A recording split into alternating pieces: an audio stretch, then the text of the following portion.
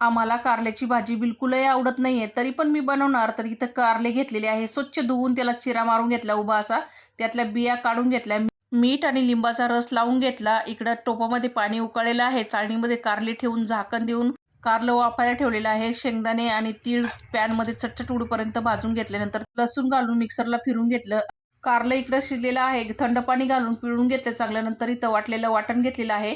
नंतर घरगुती मसाला, लाल काश्मीर मिरची पावडर, धना पावडर, गरम मसाला, हळद घातलं, चवीनुसार मीठ घातलं, मिक्स करून घेतलं वाटण सर्व आणि कारल्यामध्ये भरून घेतलं. इकडे पॅनमध्ये तेल गरम करून घेतलेलं आहे. नंतर त्यामध्ये लसूण टाकलेला आहे, कांदा टाकला आणि चांगलं गुलाबी रंगावर परतून घेतलं. लगेच कारलं पण त्याच्यावर ठेवून घेतलं, राहिलेला मसाला टाकला आणि मस्त असं परतून घेतलं. आता याच्यामध्ये मी गरम पाणी टाकलेलं आहे एक ग्लासभर, थोडीशी ग्रेव्ही धरायची आहे म्हणून. लगेच थोडासा गूळ घालून घेतला आणि झाकण देऊन एक वाफ काढून घेतली. कोथिंबीर घालून बिलकुलही कडू न होणारं कारलं तयार झालं. भेटूया पुढच्या व्हिडिओमध्ये. धन्यवाद.